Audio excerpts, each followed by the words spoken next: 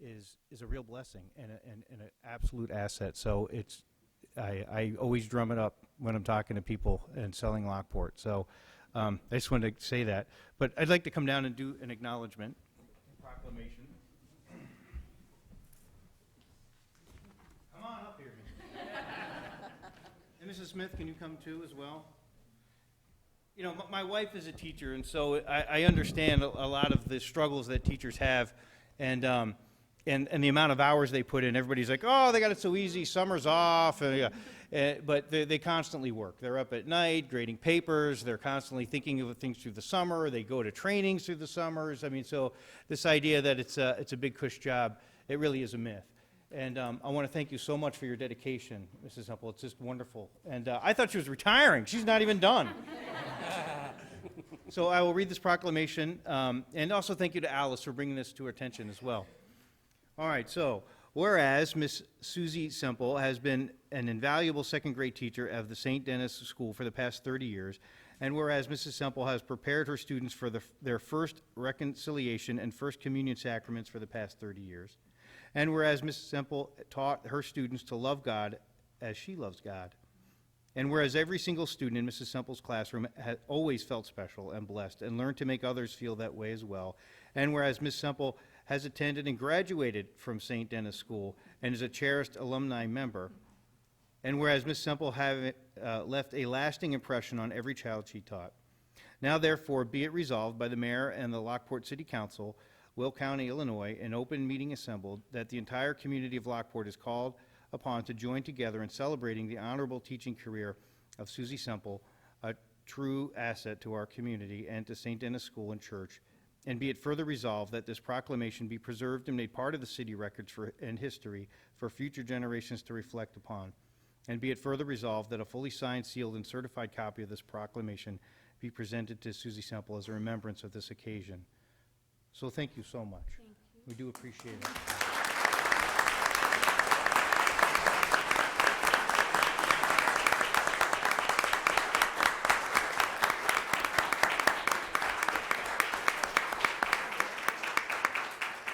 And for something else, I'd like Darren to come down next. Alderman Deskin brought this to my attention. It has to do with the Kelvin Grove Band. And so, Darren, I didn't want to take away, he brought this to my attention. I said, please, then you should be the one to speak on its behalf. So, I'm happy to recognize Nicole Plagman, who is the band and the Kelvin Grove Band, for a wonderful accomplishment that they had. It means something to me because I am a 1974 graduate of Kelvin Grove, and Alderman Smith was a couple years after me. And thanks, Darren. what's better than a couple years before me? So when I share the mayor's sentiments in regards to the schools. I think we have wonderful schools here in Lockport, all of our schools, and I was lucky enough to be a member, a graduate of Kelvin Grove. I was in the band for about 3 weeks, and I played the drums and broke a stick, and that was about the end of my career. So I'd like to have Nicole come up here first, and then what we're going to do is we're going to go ahead and read off all the names of all the kids, and ask the kids to come up, start over by the deputy chief, and we can walk this way, that way, we can get all the kids on camera. And Mrs. Plagman, if she could go ahead and just tell us a little something about the band, what they accomplished. Okay.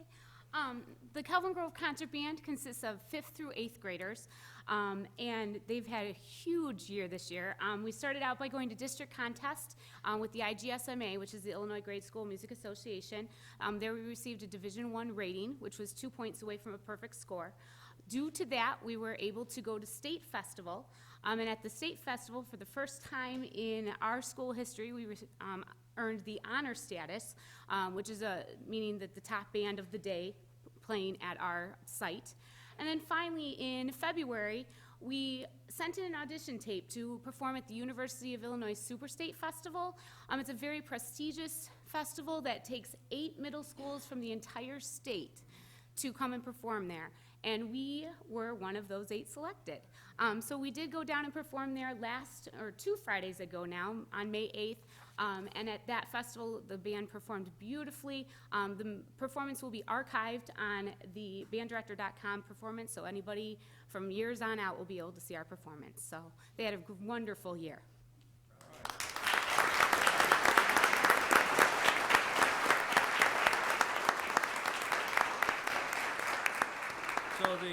So the proclamation that we have, it's a certificate of recognition. The certificate of recognition is presented to Nicole Plagman and the Calvin Grove Band on this 20th day of May 2015 by the City of Lockport for competing in the Illinois Superstate Concert Band Festival. Your dedication and commitment to music is commendable, and we are proud to have you in the Lockport community. Thank you for all of your hard work.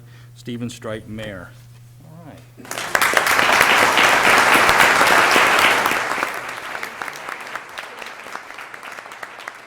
So if we can have the kids come up, we're going to start with Callie Canaday. Okay, just start over there. Amber Ferguson. Mallory Hollitz. Cassidy Pankow. Danielle Power. Sarah Svedich. Patricia Trefon. We all play hooky like this at band? Like that. Celia Carey. Tyler Dooley. Amanda Green. Ariana Huerta. Tricia Lee. Jackson Malik. Caitlin Renahan. Chloe Shapansky. Adriana Sosa. Kyle Moses. Landon Pote. Lauren Johnson. Jackie Zarni. Riley Rubar. Carolina Chakowska. Move down a little bit, guys, a little bit, okay? Joanna Findura. Grace Perch. Alexa Bobko. Helena Gerches. Victor Guerrero. Brian Maida. Talia Mercado. Joshua Wilarski. Justin Grilly. Aiden Bean. Nathan Georgopoulos. Sawyer Hollitz. Sydney Mrozinski. Tyler Thomas Newhart. Eddie Riley. Danny Roman. And Alyssa Woodworth. And anybody else Did we miss somebody? did we miss anybody? All right, good job, guys. Well, bravo.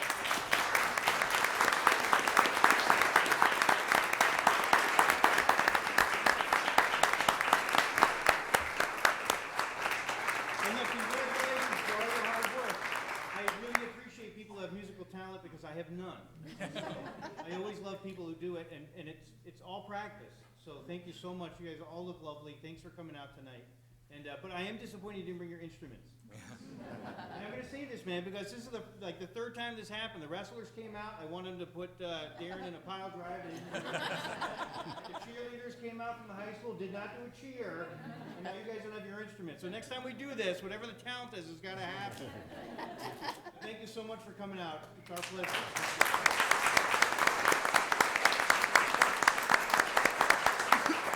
Hi, everyone.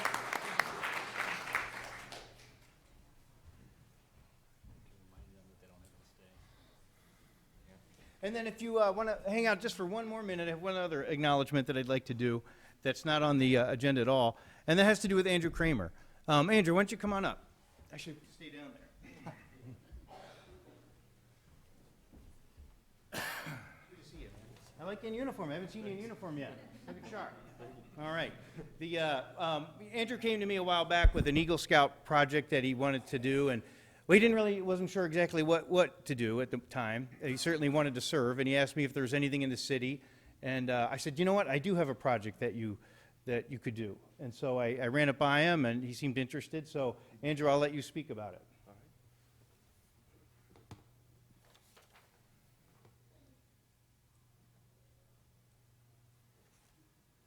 So when I met with the mayor a few months ago to talk about my Eagle Scout Service Project, or which is more commonly known as an Eagle Project, the mayor is a big fan of an activity called geocaching, which is an activity which involves using GPS coordinates to find hidden objects, items, little treasures. And so he brought me outside, just outside City Hall, and he pointed out a spot where he wanted a cache to be placed. And I talked to my troop committee about it, and instead of one cache, we decided to ask the mayor if it would be all right if instead of just one, we placed 10 caches. And he accepted. So the idea grew to place these caches at areas in Lockport with historical significance, and to put little cards in these caches where people could read about the location where they're placed, and to learn more about the city that they live in, or even people from outside the city could find these and learn more about the community. So what the caches consisted of, it was a small plastic waterproof container that contained a small plastic logbook, so people who find these can leave their name and username on their account name, a geocaching.com sticker, which is the website where I registered these caches so people can go and find these, and the historical information card. And all of these were placed just below the surface and covered by a limestone slab. So here is a small diagram of what the traditional cache would look like. As you can see, it's the small plastic container covered by the limestone, and it's waterproof, and it's placed above the surface, so the contents remain intact, and dirt, wood chips can't be kicked over it, so it's longer lasting so people can keep finding them. Here is an example of one of the small historical cards, no bigger than your standard index card. This one was placed obviously in Delwood Park, just up the creek from the dam there. These are some images from the day of my project when I went out to go place these caches. The picture on the left is it was me and members from my troop stenciling the limestones with my name and my troop number, and that it was my Eagle project. And the middle and the image on the right were, again, myself and members of my troop actually placing one of these caches at Maple Hill Park. Gave away the location, man. The coordinates. Good thing nobody watches these shows.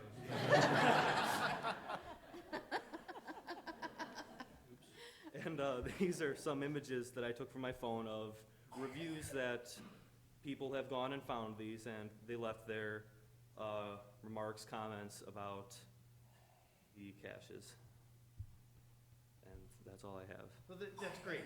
And they're really fun. You know, he didn't say enough about it. I mean, my daughter and wife found this. It was an app. You put it on your phone, and it's really cool. And they do it all over the world, these geocaches. They're everywhere. And they really are. You follow the compass, you look for clues, and then you uncover them. So it's very fun. And we thought, what's more appropriate than historical markers in our town? So it's just another great little thing added to our city. And thank you so much for you and your troop and for organizing that.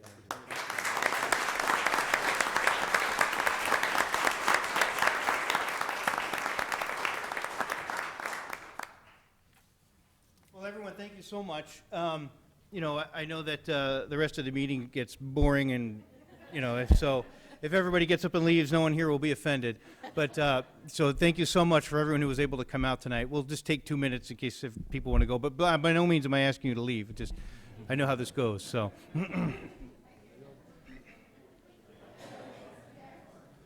What was the age of that young man, Steve? I don't know, 17? He was well-spoken. Oh, he's a sharp kid. Future administrator there. Where's he going to school? Ciao, Jack. Well, Coming for you. He's going to be the city manager of New York City or something. New York City?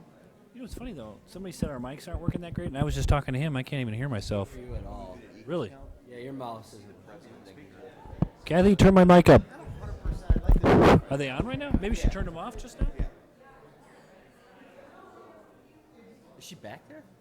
Hello? Is she behind the screen? Can you hear me now? They're off. She might have turned them off. Wait, she's back there.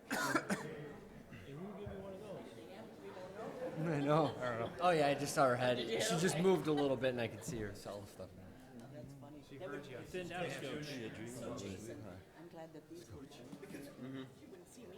Mine's all full, so yeah, just put a line, 6. So I just start anywhere? Do on the front page, On the front Yeah. card? I'll give you the card. with the date. All right, everybody. Well, let's go ahead and move on. I spread it. You know, one thing I wanted to do is give a quick update on the ICSC conference. Some of you may know, council knows, but for the last 5 days or so, staff and I have been at the Recon Conference, which is a retail conference. It happens to be out west in Vegas, which sounds like fun, but it's really just a lot of work. Pam and Ben were both there, and it's really about going through this enormous place, trying to find the brokers and folks who represent the kind of retailers and restaurants that we really want to see flush out in our retail areas. As some of you know, may not know, Lockport Square went into foreclosure in 2008 before anything actually got built. The infrastructure was put in, but then the economy collapsed, and we were stuck looking at an empty field. A year and a half ago, council and staff worked out after going through 2 different potential buyers, finally found a buyer that we thought would do well at the site. We were able to negotiate a STIF with them, a sales tax incentive, so that they could make the buy. They bought it from the bank, got it out of foreclosure. That was step 1, and it actually was a big step. We had to get it into somebody's hands who could actually develop the property. So once that was done, the following summer, last summer, they put about $700,000 in infrastructure improvements. The new owners did stuff you don't really see, but it's all stuff underneath and sewer things. That was taken care of. And May 1st, we finally broke ground on an outlot. Outlot's great. It's momentum. And while it's some of the smaller places, not the big anchors, it's been very important. As we went out to the retail conference this past week, and when we talked to retailers, the big boxes and the folks who actually represent them, all the things that council has done in the last year and a half made an impact. When I was able to sit down with them, Pam, I, and Ben, and we were able to say, listen, we have our housing starts up. We have 2 new business parks that are going in, which make a difference. A lot of people think business parks are awful, but the truth is they're daytime lunch crowds, and that's what these restaurants want to know. They want to know who's going to eat here at lunchtime. And so when you tell them that we have a business parks going in, they get very excited about it. Finding out that this site was now finally improved and ready to go and ground was broken was a tremendous thing for them. These retailers don't know these things. You think they know everything, but they don't. The fact that the retail coach had plenty of new demographics and information, which we've never been armed with before. That was a consultant that we hired as a council to bring in this kind of information. That was very important as well. And so having all that information that we were able to put before these folks made a difference. I can tell you this, there was one of the appointments we had was with a big box home improvement store. They were very interested in the site. Now that it's where it's at, they're willing to do their feasibility study now. And quite frankly, their biggest issue that they have is just worrying that it's going to cannibalize from one of their existing stores. So if I personally don't think it will because of some other factors, but they're willing to do a feasibility study, which is a great first step. I mean, they're truly actively pursuing it now. Another was a very well-known entertainment venue that if it goes through, you will recognize the name immediately, which would also be in the center. They too were very interested in everything that we've been doing and where the site is at. And then the plethora of the smaller places, all the restaurants we all clamor for, all the ones you write me and your alderman about, why can't we have this and this and this, all of them showed interest. And if we can get these anchors, or at least one of these anchors, it will all fall into place. But right now, it's really kind of, we did our homework. We did what we needed to do. The ball is certainly not in our court. It really comes now down to these retailers to decide if, when they do their feasibility study, if it's going to work out. But they wouldn't have been doing these feasibility studies without all the efforts of this council and staff and the hard work that you've all done. So I want to applaud you. We've certainly done the work on our end. And so I just want to give you a quick update on the ICSC conference. One other note that is important too, I wanted to say the Memorial Day service, usually we do it out here at City Hall. This year it's going to be done at the American Legion Hall on Archer Avenue. It will be at 11 a.m. So that's important to know that it's not going to be here this year. It'll be at the American Legion Hall. And one other announcement that I want to make too, and it was in the legend I saw, so that's good. June 17th, we're going to have a meeting in this room with county officials and some of our neighboring cities to talk about the Bruce Road Caton Farm Bridge. We've all known that this proposed bridge has been talked about for years and years and years. It's always been a funding issue, of course. But, you know, one of the things that was, because I live on 9th Street, and I see the traffic just lined up past my house all the way to Starbucks, it seems sometimes. And any of us who've driven over the bridge know what, how awful it is. I've had people write me letters, you know, upset because they missed big events because of this traffic problems. And I completely understand, and I'm as frustrated as anyone else. So trying to get this, blow the dust off of this Bruce Road Caton Farm Bridge extension was important to me.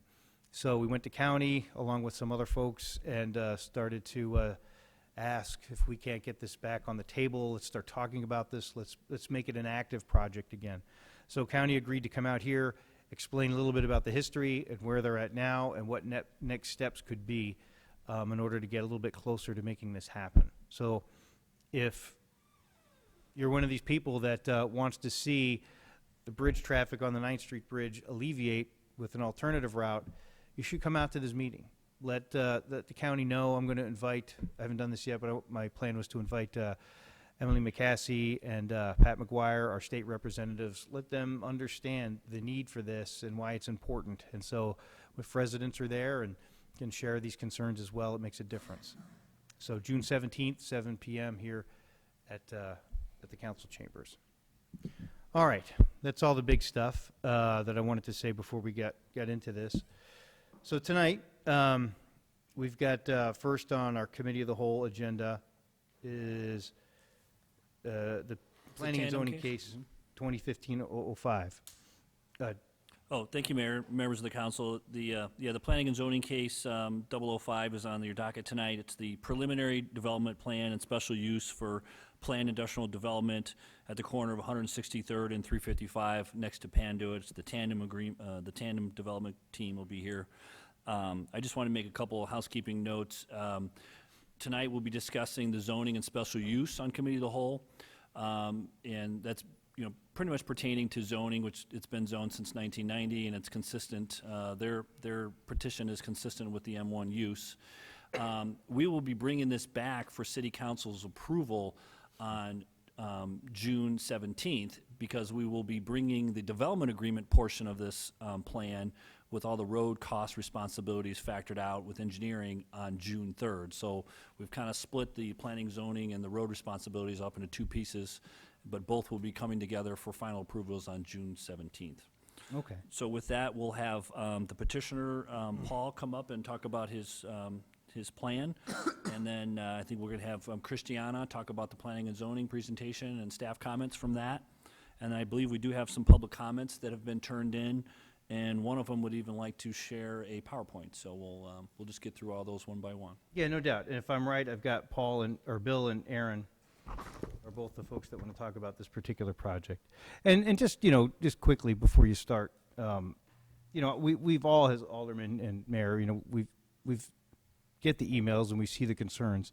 And, we talk through them with the petitioners, and I truly believe that they've taken into account a lot of the issues. Some things that it's not. It's important to remember that this is not an intermodal site. Everybody thinks it's this big trucking shipping center. It's not what it is.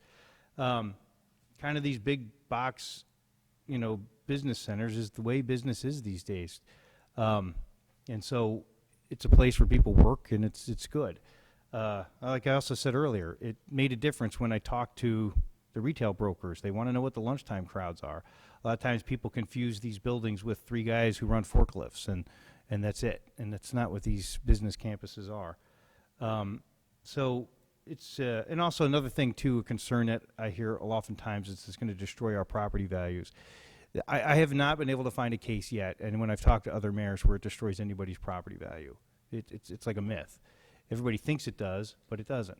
In fact, it helps your tax bill. Now you have somebody that's paying taxes that does not use many services, certainly doesn't tax our school systems or anything.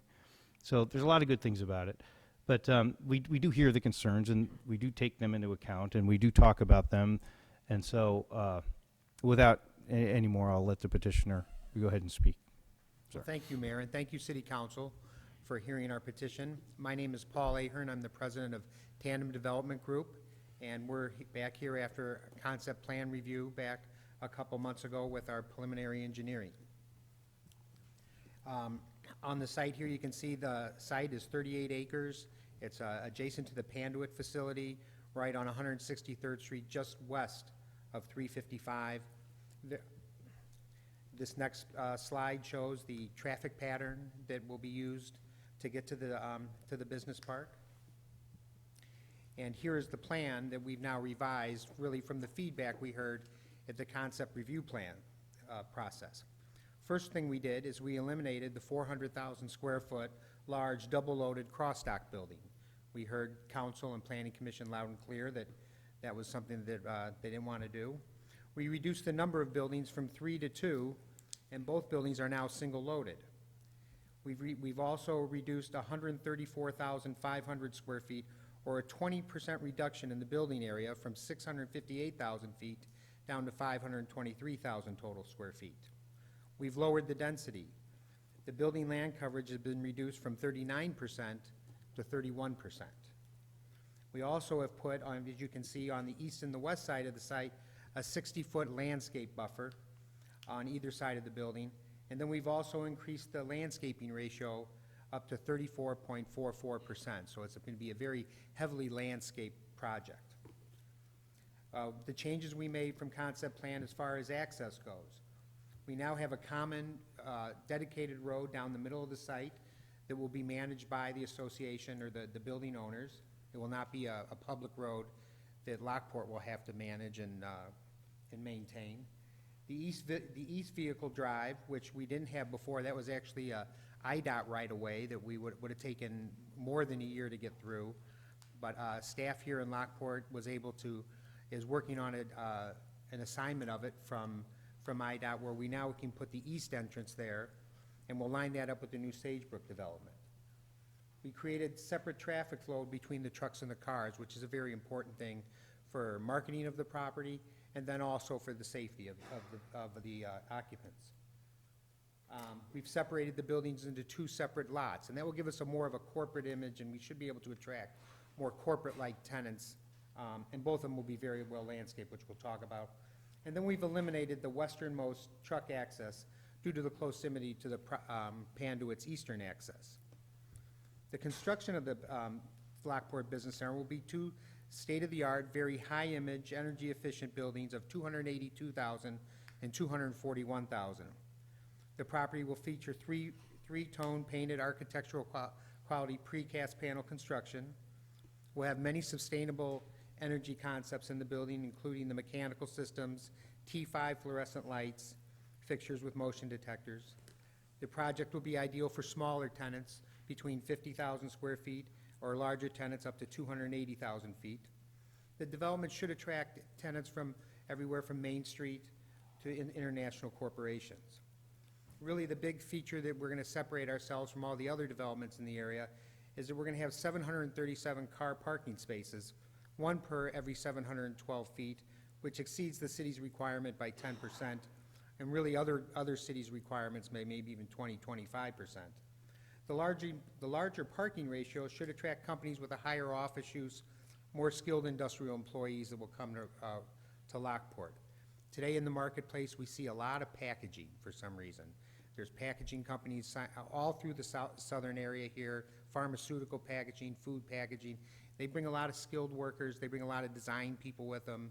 It's a very common site now, and so we're going to try and differentiate ourselves and offer a lot of car parking to attract more employees. The higher number of skilled and office employees will create daytime traffic, as the mayor said, for the retail and for other businesses and services in Lockport.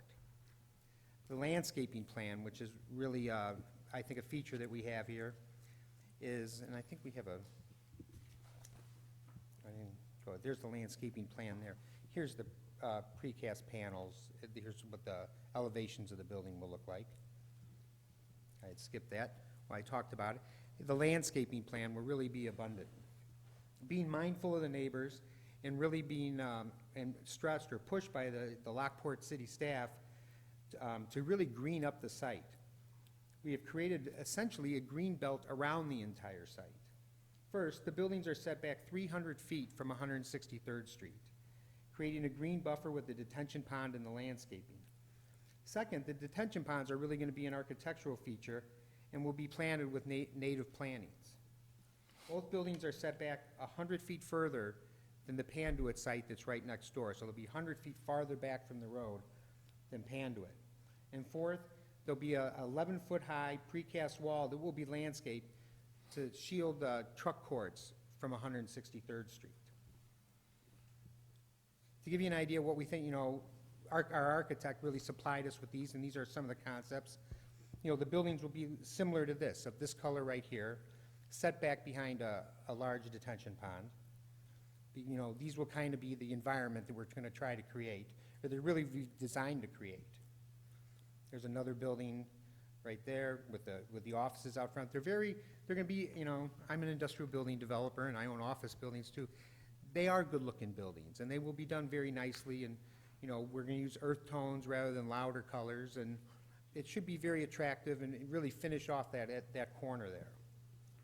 This would be similar to maybe what the buildings could look like. These actually have a louder color. What are the revenue projections? We had a study done as part of our application by a company called Strategic Planning Associates for a fiscal impact study. And this was when we had the larger project, but I got together with them, we reduced the numbers, and here are the projections of the fiscal impact for the city of Lockport. So the Lockport Business Center's total development cost is projected to be, there's a typo here, $35 million. The building is estimated to have a $11.3 million equalized valuation for tax purposes and should produce about $1 million of real estate taxes every year. During the development stage, the project is projected to produce 390 full-time construction jobs, generating $14 million in wages. The completed development is projected to produce 398 full-time employees, which a high portion will be filled by local workers who will earn $14.25 million annually and spend roughly $11.3 million annually. Here's another picture of where the site is and how the traffic will work. Lockport Business Center will contribute $700 to $1 million in off-site public improvements. There'll be significant road improvements to 163rd Street and Gauger Road, a 16-inch water main extension from our site all the way to Route I-355 to create a water loop for the community. We will contribute toward a future signalization of 163rd Street and Gauger Road, and a sidewalk near the southern portion of the property along 163rd Street. The development will also generate to the city of Lockport additional $500,000 to $800,000 in building permits, engineering, inspection, annexation, and water and sewer connection fees. And that's what I have. Any questions or? Paul, could you go to the very next slide, please? The truck turning slide, the very next slide. You want- Yes, I please. was saving that for later. Oh, okay. Okay. If we need, we had a test done on it, or our engineers did a report on it for us. Well, you know what, why don't we do this way? Why don't you let staff give their thoughts, Yes. and then we'll open it up for all our questions. Does that seem okay? Okay, well, go ahead and say what you guys have to say. So As Ben mentioned, the items being presented tonight are related to the development plan submittal, and it includes the preliminary development plans and the special use permit for a planned industrial development. We are working on the development agreement since the annexation agreement has expired, and that will be presented at the June 3rd meeting. The petitioner gave an overview of the project, so I will highlight some of the zoning items. It's important to note that this is zoned M1 limited manufacturing. This zoning has been in place on the property since 1990 when it was annexed. They are not requesting a zoning change. They are looking to develop according to the zoning standards set forth in our zoning ordinance for the M1 zoning district. This project is consistent with M1 zoning. City Council approved the concept plan for this project earlier this year. This preliminary plan submittal has addressed the concerns that were raised at that time. There is one code deviation that they are requesting, and it's a reduction in the landscape ratio. The proposed ratio is 0.344, whereas code requires 0.35. So this is just a 0.6% deficit. It's common in planned developments to grant zoning relief, and it's staff's opinion that the landscaping is sufficient and it will not have a noticeable effect, that limited decrease. I should also note that the other industrial developments have a 0.3 ratio, Heritage Crossing, as well as the Panattoni site, so this will have more than the other industrial properties. The public hearing on the preliminary plan and special use were before Plan Commission on May 12th. There were 8 residents that spoke. All expressed concern with the development. They felt the use is not appropriate, often citing concerns having to do with safety and trucks. Plan Commission had minor suggestions to consider incorporating into the final plan submittal, which included items related to building articulation, increasing the install height of evergreens, and then moving some of the plant material located on the north end of the site to the south property line. The reason they had suggested the relocation is that the north side of the property backs up to the back end of Lockport Square, so that's kind of the truck and loading area, and they thought it would be better served by placing some of that property landscaping where it's viewed from 163rd Street. So Plan Commission had recommended by a 7-0 vote approval of the following: special use permit for a planned development with a overall landscape ratio of 0.34, then approval of the preliminary development plans with the following conditions. First, that they're subject to engineering approval, and then the second, that they consider adding the following items to the final plans. The addition of articulation on facades facing 163rd Street and I-355, increasing the install height of evergreens from 6 feet up to 8 to 10 feet for better screening of the truck court, and then moving some of the plant material to the south end of the property. And that's all I have. Okay. Mayor? Yep. We can let some residents speak too. Normally, the way we do residents, or the way I run it, is, I mean, there is a 5-minute time limit for residents. That's kind of the ordinance that, I mean, that's the house rules that have been around a long time. In the past, what I've done, if there's a number of residents who want to speak on something, if they agree to let one of their members speak, I basically give them unlimited time to make their case. Do I have Paul or Bill and Aaron, or are you the only two that have submitted cards for this? Is that correct? Okay. I mean, if one guy wants to talk, if the slideshow, then you add it. Otherwise, if you're both going to speak, then we'll do our 5 minutes each. I don't know if we are talking about the same items, so it may be different. Okay, I've got Bill Pauline, says planning and zoning case. Is this, you're wanting to talk about this one, right? Okay, and then Aaron, are you talking tandem? Okay, and I think that's all the cards I have for that. Am I correct? Anybody else out there? Okay. So if you're both going to speak, we'll try to keep it to our 5 minutes. If you guys want to collaborate and one guy wants to represent it, then have at it. I usually give open time. But either case, why don't we give some time for residents then to speak? Whoever wants to go. Okay. All right. Bill, Aaron, whoever wants to come up first. All right. Yeah, just state your name for the microphone and let's hear your thoughts. My name is Bill Paulin. I'm a Karen Springs resident. I'm also a member of the Karen Springs 3 board, and along with being the the treasurer of the association. I've been a Lockport resident for 22 years. Been in Karen Springs since for about 10 now. Before I became a federal agent, I was a Naperville police officer, so I saw firsthand the importance of zoning and proper placement of industrial developments in proximity to residential areas. So hopefully we can, and Naperville has done a pretty good job as far as developing their city. So hopefully we can do the same here in Lockport. I had sent a letter, email to Mr. Mayor and the council members. Hopefully you got it. I'd like to, actually, I just want to read that letter into it. It basically covers all of my concerns representing the Karen Springs subdivisions as far as what we feel is some of the issues with this development. So if you don't mind, I'll read that letter into the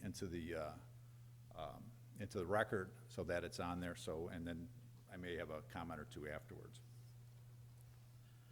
We recently became aware of the above referenced proposed industrial development. Karen Spring board members Aaron Goddardam, Vicky Carpes, and myself, along with several other concerned citizens, attended the Planning and Zoning Commission meeting on May 14th. We listened to the plan developer describe the intended project. After listening to the proposal, several citizens, including the Karen Spring board members, spoke out against the project as it was currently offered. The following are some of the issues that we feel need to be considered and addressed by the full City Council. Number one, although the property falls under the M1 classification, according to the updated 2014 Housel and Levine Corridor Plan, the property was designated as what was termed market flexible, meaning that the proximity and visibility of the land to I-355 made it desirable for multiple uses, including light industrial, business office park, or rental retail big box locations. We feel that the instant proposal, the one that's being offered here this evening, is at the low end of the market flexible spectrum. That being that it's basically a trucking warehouse terminal type of development.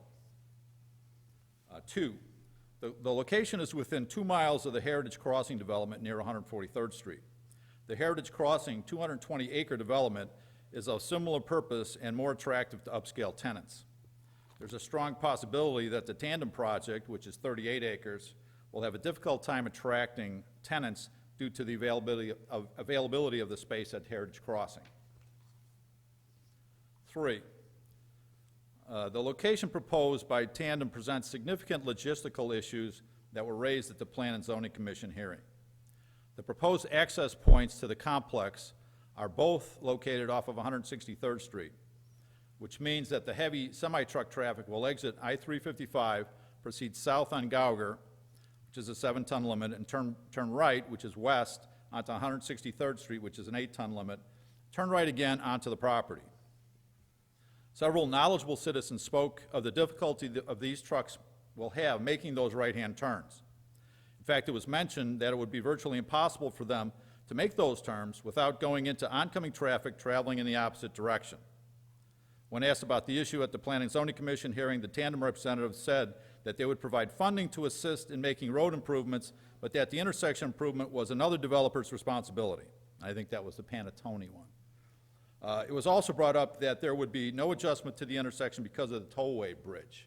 You get certain limitations because of its, the level of the bridge and the embankment. Number 4. The most significant undesirable aspect of the project has to be the public safety problem that the proposed project creates. 163rd Street is the primary access road to Lockport Township High School every morning and afternoon. To introduce truck traffic onto this thoroughfare will create an unimaginable safety issue. No amount of planning or police patrol will be able to ensure the safe travel of high school students, drivers, parents. In addition, there's a significant amount of pedestrian traffic on this roadway, both before and after school. Is the council willing to provide the assurance to the citizens that our school children will safely provide that our school children's safety will not be diminished by the additional truck traffic on 163rd Street? 5, Lastly, we feel the council needs to fully vet the developer of this project. It was raised at the Planning and Zoning Commission hearing that the building owned by Tandem and utilized as their headquarters was foreclosed on by their loan holder in October 2013. Tandem's representative, Paul Ahern, addressed this by blaming a poor commercial real estate market for the loss of their building. If they had this kind of financial problem within 18 months, how are we to be sure that they are properly capitalized to complete this development? Lockport needs to be careful who they are letting in as their business partner. As responsible board members, we cannot support this type of development so close in proximity to Cairn Springs. It will surely have a negative impact on the real estate market values of Cairn Springs and will no doubt have a negative impact on potential sales in the new Sagebrook subdivision located directly across 163rd Street. At a minimum, there must be consideration given to finding a way to provide access to this proposed development from 159th Street through Edelman Road to alleviate the public safety issue. Respectfully, the Cairn Springs Board. Especially that last, I think you look at the property, you look at where the access points are. I can't see how you can really think you're going to bring trucks on 163rd Street, 2 right turns, and into that property, when you have basically commercial development just to the north off 159th Street. Already, the Officer Draxler can tell you that the trucks going into Panduit, sometimes if they make a wrong turn, have to go down Farrell by the high school and into Panduit that way. We're going to multiply that by a factor of how many when this development goes in, or if it goes in. And that's basically what our position is. Thank you. Thanks, Bill. Aaron, what do you got? Presentation here, and I will try to keep it 5 minutes.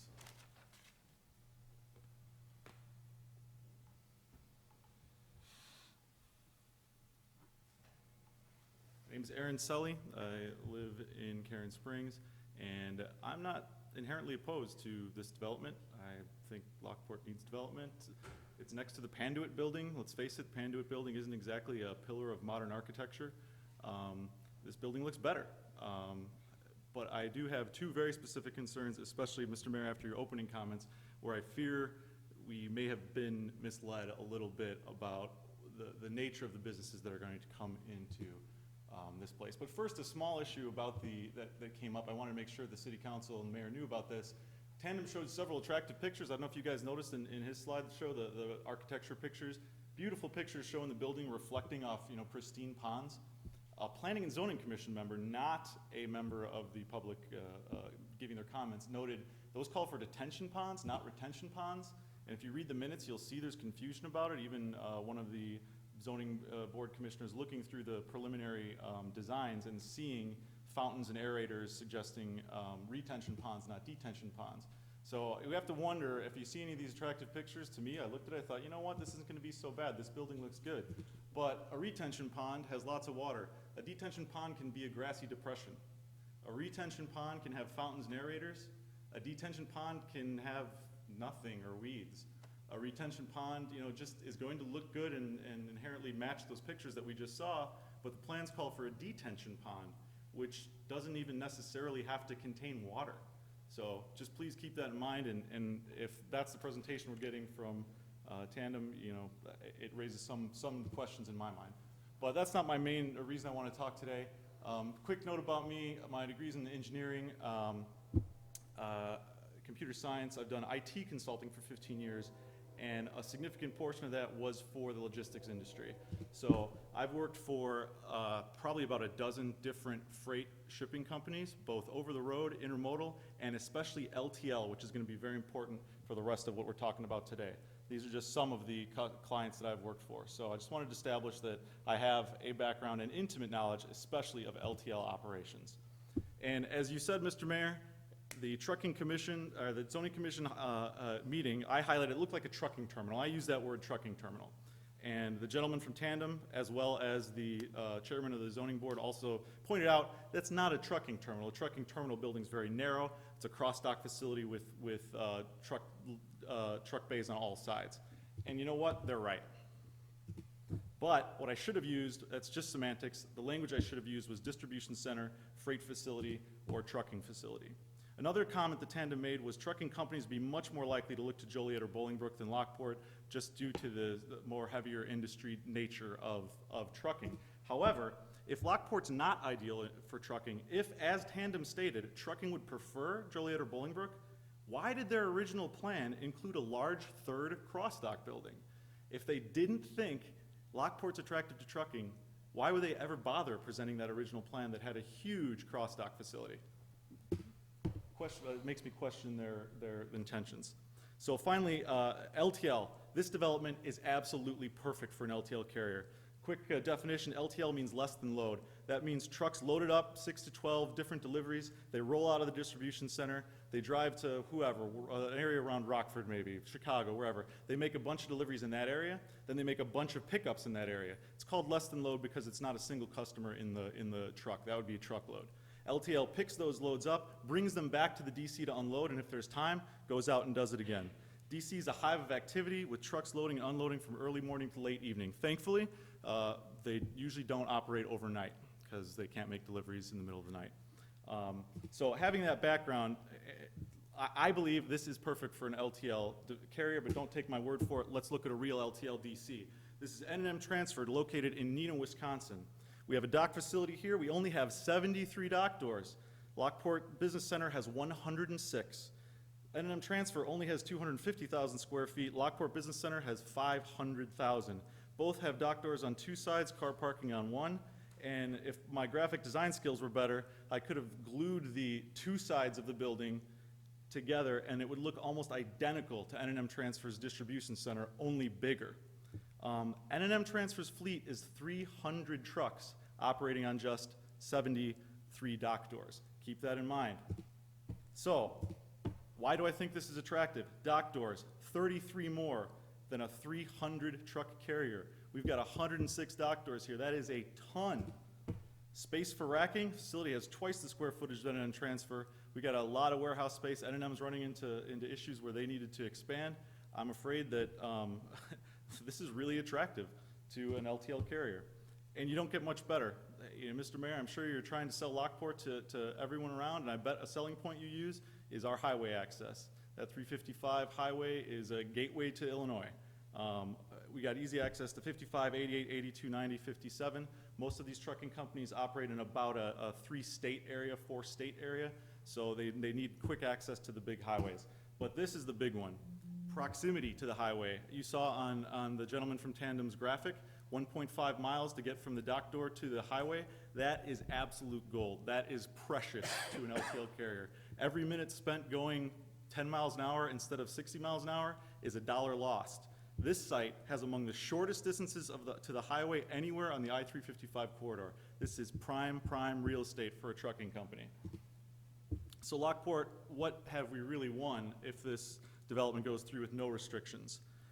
If we compare it to N&M Transfer, we've won 600 truckloads per day. That's one 53-foot semi-tractor trailer every 2 minutes. I'm not making this up. I'm not projecting that this is what could happen. This is what N&M Transfer does every day with just 73 dock doors. Imagine what they could push with 106 dock doors.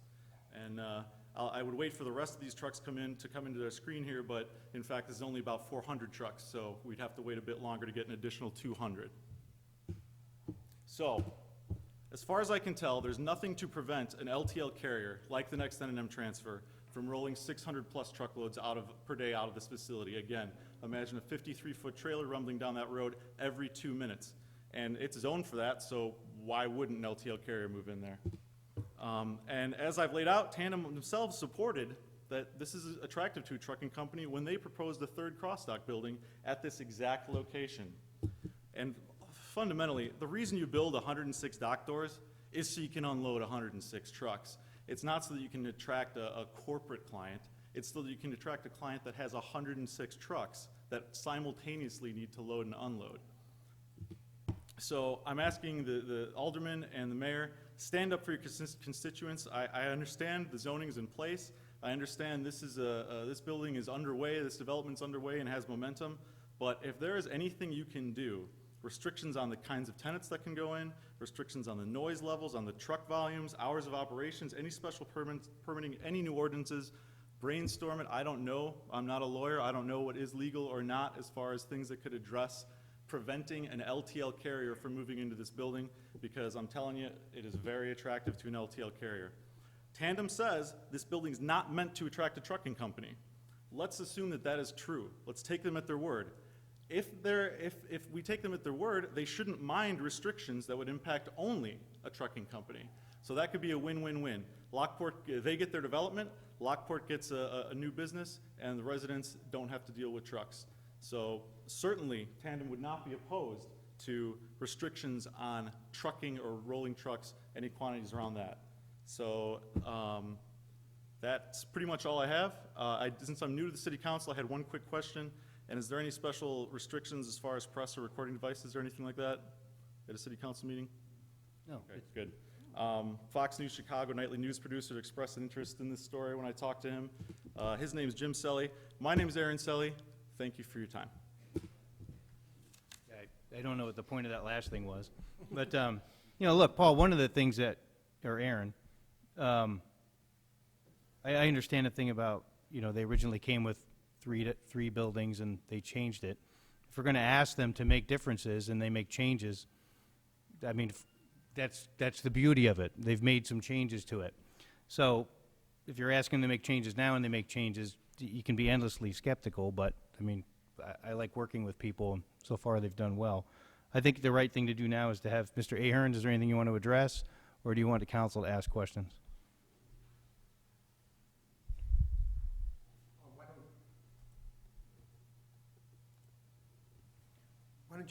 Why don't we go ahead and ask questions? You guys, some of the council? Thoughts, questions? I guess my question is, if you would like to make some, and I guess I would like to thank Aaron for one of the more poignant and entertaining presentations we've had with council from one of the community members. It was actually well done. That's not to be No, I mean, that was really well done. A well-done presentation. He didn't mean entertaining as in like, we took it as a joke. It was well done. Very well done. If a petitioner would ask him to reply in regards to the retention ponds and detention ponds, can you make a comment about clarifications on that? My name is Michael Anderson. I'm the project manager for Tandem Development. And basically, all projects, they have developments where you have civil engineers. We deal with public works. I mean, the civil engineering part of the structure is really worked out, between, the consultants. In this case here, our civil engineer and the public works of Lockport. So whatever is the requirement on that is what we're going to build. I mean, there's nothing in terms of, we are saying that we have to build a dry pond or we have to build a wet pond. It's what is required, by the actual property as well as what Public Works, is going to require from that. So for us to be up here and trying to act as we are the designers of the ponds, the property is designed basically by what is physically out there right now and what is acceptable in the standards of civil engineering. So, I don't want us to come across of saying, the discussion on detention and retention, because that's not our trade. We're not the consultants. The consultants work together with the municipalities, and that's in every municipality we have. So it's not us determining what it is. It's what is required by the municipality. Well, I guess let's simplify that. Can I He's add going to to build that? a wet pond? Yeah, I did talk to our engineers about this and ask for clarification on what the plans are showing. According to their preliminary engineering, the two large ones are retention, which means they would have a wet bottom, and there would be aerators. The smaller one on the east end, it's too narrow to do a wet bottom, so they're proposing detention on that, so it would be a planted bottom. Okay. So 2 wet ponds and a detention. That's what the preliminary plans are showing. Okay. Why don't you talk about our 106 dock doors that was brought up? Well, the reason we have 106 dock doors and the reason the plan has changed based upon, we did come in here during the concept plan with a a larger building, which is, you know, like you have in Heritage Crossings, and, you know, that is really the, kind of the state-of-the-art competitive building, but we listened to city council, we listened to planning, we listened to staff, and really changed our direction, and went to a smaller, higher car park sort of development. But the reason we have all the docks in there is that's how the building designs, and then we can divide it down into smaller tenants. The tenants, if you look, that have come to Heritage Crossing, which also is very similar type construction, the buildings that are on the far east side, is they have a company, they have a graphics company, one that sells waterproof paper and prints on waterproof paper to a lot of the menus you see at restaurants. One of the other tenants there, they manufacture machine shields, safety equipment used in the manufacturing industry. A lot of times they, you know, it takes them weeks and months to put together the right process or the right shielding or the right type of printing operation. And then they leave the trucks there and they pack the trucks as they go, and once they're all filled, they go. But the reason we have all those trucks is just, that's the design of the building. We've cut way back from where we were last time, that's for sure. Well, how small are you willing to subdivide on this? 50,000 feet. The buildings are 310 deep, so they could be as wide as 155 feet wide by 310 deep, which is about 50,000. All right, so 50,000 square foot would be the smallest you guys Yeah, would- about the smallest. How many docks would that handle?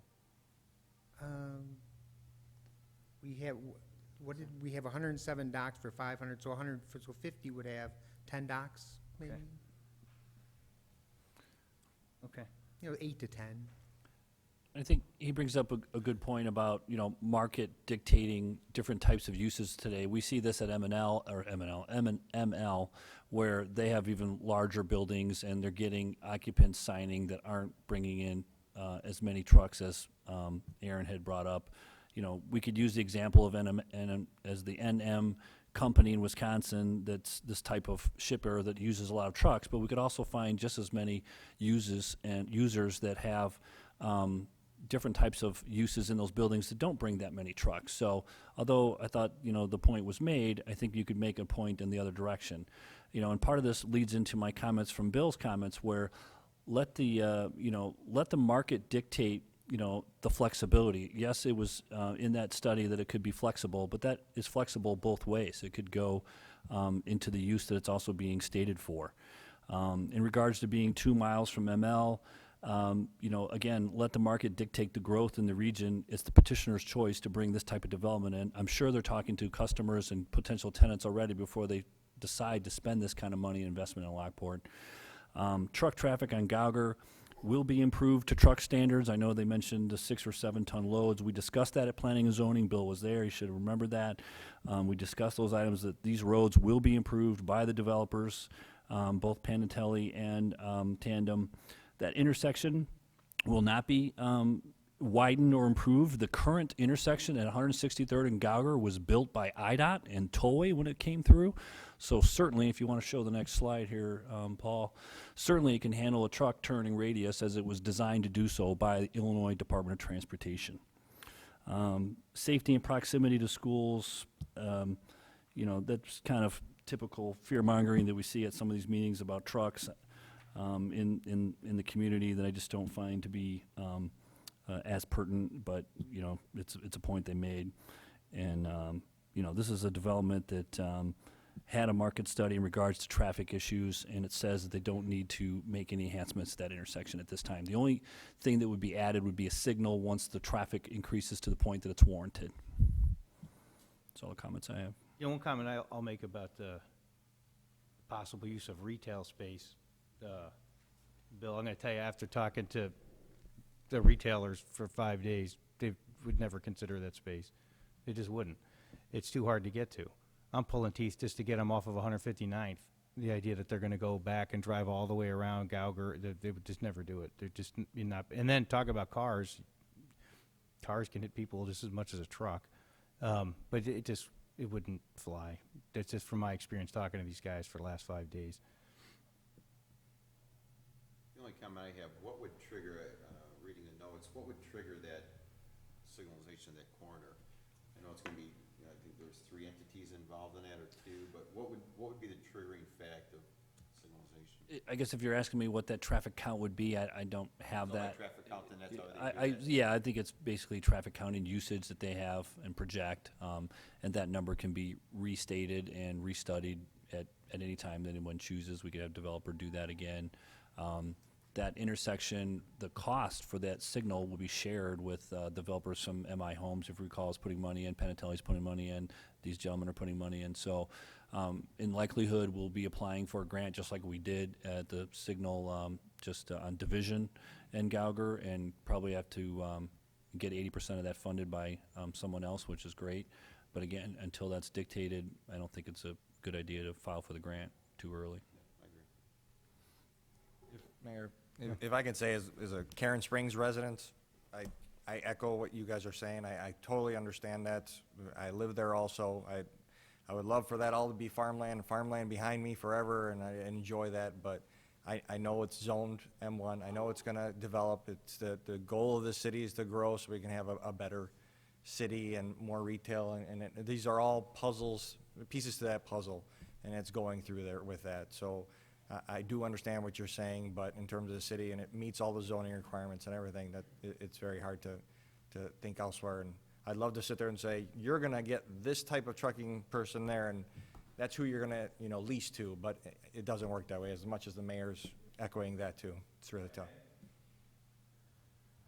There has to be consideration coming in off of 159th Street. It would actually be better for the trucking situation to come in off 159th Street also, than coming around onto 163rd Street and then entering the property. I know, maybe there's, maybe in collaboration with Penn Do It, or maybe the retailers, there's already access roads back there that can be, would be much cheaper than redoing Gauger and redoing 163rd Street. Well, it's their money, it's not ours. Is Edelman Drive a city-maintained road? Say that again? Is Edelman Drive a city-maintained road? That's a good question. Is it, you know? It's a public road, but it doesn't go all the way through 163rd Street. It dead ends at Walmart. Right. The public road ends at Walmart's property. Yeah, right. and it's private. Yeah. Yeah, because you'd mentioned that earlier about driving through there, and I'm like, this Part is of no the, way. alluring part of this too is getting Gauger finalized and constructed all the way from 163rd all the way up to 143rd would be a great way for local residents, even surrounding the community, to get up and go north and south without having to get on the tollway and pay a toll too. So there's some Well, good that is the benefits there. long-term goal of Yeah. Gauger Road being improved. This actually does improve it at not our dime, but their dime. Right. If we don't get these developers to do this, then we'll ultimately end up having to do it at some point. I think the question that he had was echoed by somebody else in the neighborhood, saying that can we just get off of where Lockport Square is, the back road of Lockport Square, and then It's get into Edelman that Drive. property? Well, Edelman Drive, really even on to, Lockport Square where the medical office building is, and then coming around, but then you're driving through a parking lot. But quite honestly, all that is private, that's somebody else's property. It's as feasible as me saying I'd like to drive through my neighbor's yard to get to, onto my property. So it does take a lot of more work, and that would be something that's there, but we'd have to. Topography there is really high too. It doesn't really show it from the map, but if you're sitting over at McDonald's or whatever, you realize you're looking up at that development, that would be quite expensive to bring something through there, and it's private property. And then Walmart is private property, so you can't cut through, anyways, that backyard of Walmart is. Okay. All right, any other questions, comments? I think the only other thing to consider, I think most of the points are veiled, like the mayor said. I mean, we've got a prime retail spot just north of there that we're, trying to get retail in and haven't been that successful yet. So some of the uses probably aren't too realistic. But the developer has, as he noted, right? I mean, they've come a couple times now, and we talked about trying to, we wanted to get rid of cross-stock, but leave some flexibility in what could end up there. And I think they've kind of done their part at this point. I was interested in the retention versus detention. Honestly, that's a detail that was a little bit new to me. So it's good to hear that we're working on those kind of things. I think there probably are still some of the small details to work through as this gets through final phases. But overall, has even been acknowledged by the residents. It's been M1 since I think it was 1990. It's an appropriate use of that zoning. So now think we kind of work on some of those smaller things to try to make it as appealing as we can and, try to be the best neighbor we can. But in my mind, this is a good use of this property and an appropriate use of that zoning. And look, when I sat down in this chair 2 years ago, I said the same thing. I look at the zoning map and I'm like, who came up with all this industrial? But that's just what it is. It's like I can't just wave a wand and change it. People bought the property with that zoning in place. It'd be like you buying your home and then I just willy-nilly change the zoning as I see fit to make it something else. It just doesn't work that way. So like it or not, that's the zoning we have. Make the best of what we have, and I think, pushing back a little bit and the changes that Mr. Ahern's made, I think are good, quite frankly. So, all right. Well, I think we've heard everybody's thoughts, comments. Again, this would come back to the council on June 17th. Once we come to council on June 3rd, finalizing those construction plans and all the final cost estimates on June 3rd, they would seek approval for both parts of the development agreement on June 17th. All right. So the bottom line is, there is going to be wet ponds. This is the zoning it is. Are we comfortable with some of the changes? That's the stuff that, is the concern. Could it be a trucking facility with every 2 minutes? I guess it's conceivable, but I don't see it. But do we I don't see it in this location either. They'd be somewhere else. Yeah, they're not even going to want to be there. So, the thing in Wisconsin looked like it was in the middle of nowhere. Not like.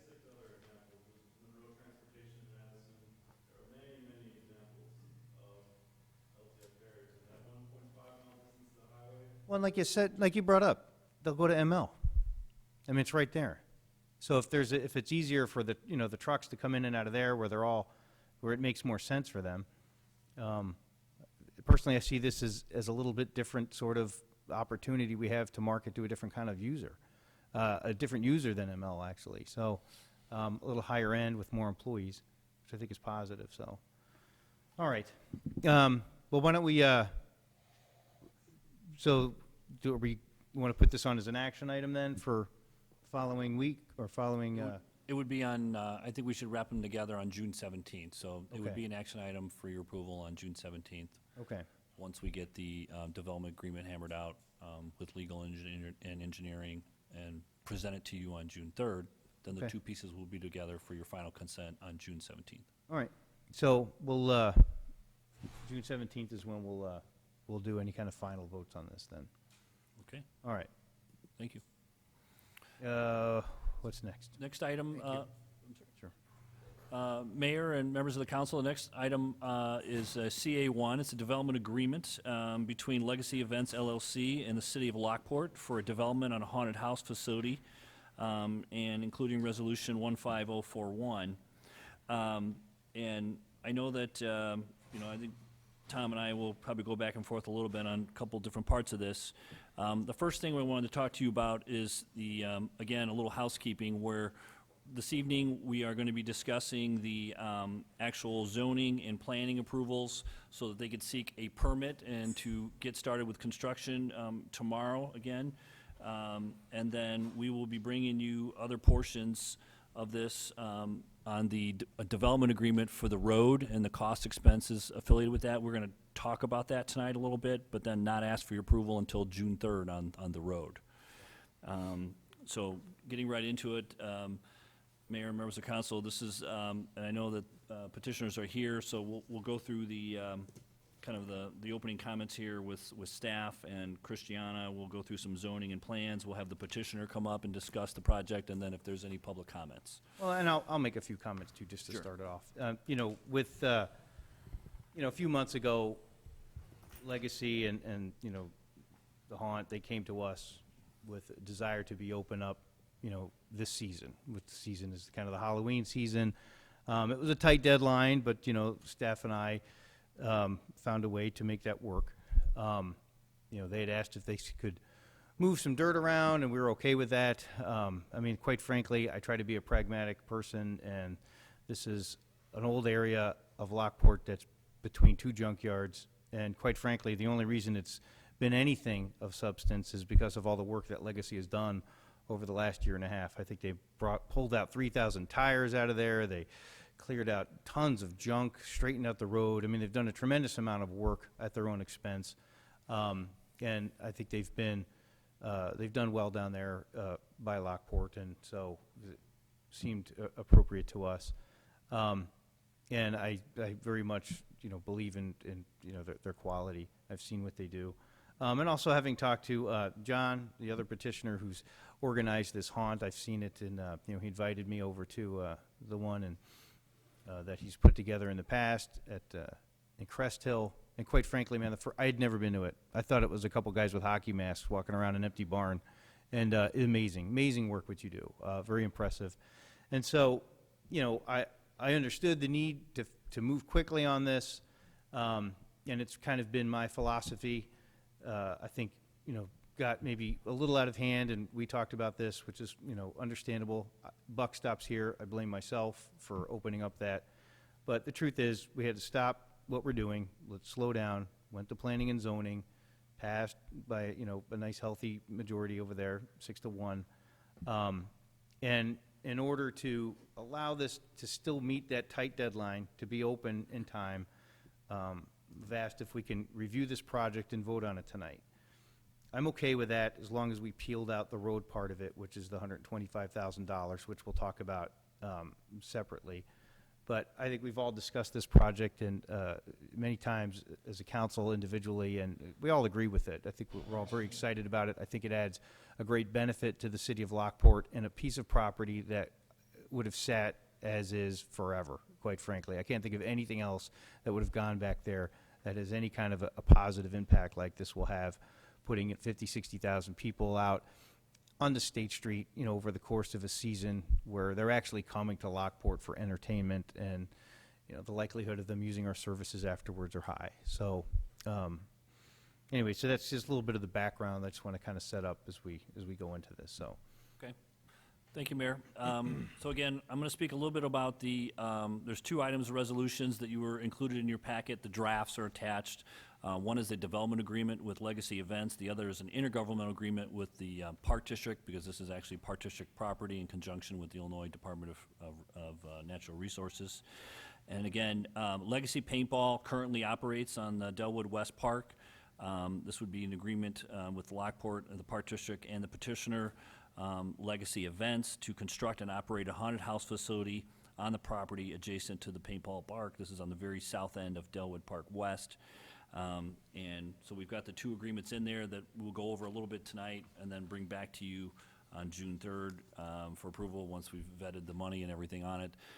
Basically, Legacy Events has asked the city, basically for what I'm coining a economic incentive grant, and that includes basically constructing a chip and seal product on the road that's basically from the beginning of Canal Road all the way down to the entrance, which is past the current Legacy parking lot.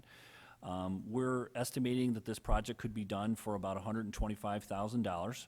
That does include reflectors, poles, 4 street lights strategically spaced throughout, proper grading and road preparations, and then the actual chip and seal application. The petitioner has also agreed to put some temporary lighting in place with rented light towers at the beginning and at the end of the road. So we feel that we're getting a consistent amount of lighting, at least spaced throughout the length of that road. To recoup this investment, the city is going to receive $1 per ticket on any admission fee that's collected from the patrons on the haunted house facility. If they get $10,000 the first year, we'll get $10,000 back. If they get $50,000 the second year, we'll get $50,000 back. The Park District has agreed to not collect any of their funds off those tickets so that until the city has been repaid its debt of the $125,000. We're guesstimating, a 3 to 5 year payback period at least. So this will not be a short grant of funding for this road improvement. The city is not taking on responsibility for this road. This is certainly just a development loan, basically. It's being taken care of right now by the Park District and IDNR, and frankly, the petitioners themselves actually patch and do some shoveling of the road. We won't be plowing it. We won't be sending our police down there unless they're off duty and being hired for security reasons. It is policed by the Park District Police Department. So Tom and I felt that in these agreements with the language, that we were comfortable that the city wasn't adding necessarily any new liability over doing this loan, that this was a way to help the petitioner, that it's going to be investing millions of dollars into an entertainment entity that's going to be bringing visitors and economic impact to the community, that we were going to be able to help them do that and at least provide a better, more welcoming format for them to come and go from Lockport to that destination. So we do have those two drafts in there. I don't know if you want me to go over them extensively or not, but Well, Ben, I think one other thing too is that the comment about like if by chance the haunt doesn't make it legacy paintball, then has agreed to pick up the $1 head ticket. And then yeah, if by it's- chance that doesn't go through for, reasons that we don't want to talk about, like they fail, then the park district has agreed to pick up half of whatever's left. Correct. So even with a $125,000 development grant, our liability is already, $65,000 or less. So, and depending on how many years, hopefully they're a success and it's paid back even sooner. But yes, we did feel that we had some assurances from the park district and the petitioner with some other means to limit our liabilities. Okay. Okay. And then I'm going to ask Christiana to kind of go through a little bit of the actual planning and zoning case in regards to seeking the special use and the zoning approval. We do have this item as far as the planning and zoning case on committee of the whole and city council tonight because they were seeking permission to continue with their construction. They've halted their construction for the last 10 days, and they like to get their permits and approvals. I have had many discussions with our building official, Keith Rooney. The Will County Health Department has given the nod approval for their septic plans. And so Keith is ready to issue permits tomorrow if this council agrees to approve this plan tonight. Okay. There are two zoning approvals that they'd be seeking approval of tonight. The first being a special use permit for a unique use in the R1 Single Family Residential District. And then the second would be for approval of preliminary and final development plans for a haunted house and associated grounds. This was before council back in March, and they received a favorable recommendation. The project is unique and is unlike any other project we've had before. Because of this, many of the zoning standards don't necessarily apply. So, for example, there's no such use listed in the R1 district. That's why we have to go the right route of doing a unique use in the R1. Also, due to the uniqueness of the site and the owner's desire to take advantage of existing terrain to enhance the haunt experience, there's a couple code variations that will be required. The first, they are proposing to do a compacted gravel parking lot and driveway. Second, there is no formal landscape plan proposed. They want to use the existing natural landscape as part of the overall appeal. And then the third would be the building is going to be constructed of a metal panel. This does not meet our building material design guidelines for the city, but they will use a epoxy-coated foam product, and they're going to create the look and feel of an old abandoned Victorian-style house. There were concerns at the concept plan stage regarding the width of the access road, and it was discussed that we wanted it to be widened. After looking into this further, we've realized that it is not possible to widen that road. The owner is continuing to have discussions with the fire district on safety matters related to that in regards to access and fire protection. The public hearing for this was held before Plan Commission on May 12th. There were two residents that spoke. They live near Davies and Division, which is right by the entrance into the haunt area. Their concern focused on safety, including no sidewalks or no lighting, and they were also concerned about the anticipated traffic on their neighborhood. There's only one entrance into their subdivision, which is off of Division Street, and this is shared by the entrance to the haunted house. And they're familiar with Statesville traffic, and they noted that there's backups on Weber Road. So they're concerned that the backups on Division would cause them difficulty getting into their house when the haunted house is operational. Plan Commission comment focused on their disapproval of construction beginning before prior approval from the city. They had some concerns with the deviations from the code that I mentioned earlier. Also had concerns related to the width of the access road, lighting, wanting an installation of guards along the creek area, and then they wanted to ensure that they could meet fire district regulations and Will County Health Department. But in the end, they did give a favorable recommendation. By a 6-1 vote, they recommend approval of the special use permit and then recommend approval of the final development plans. Okay. Okay. Questions? Petitioner, Oh. speak a little bit first? Yes, thank you, sorry. We can ask our question. Got us on order.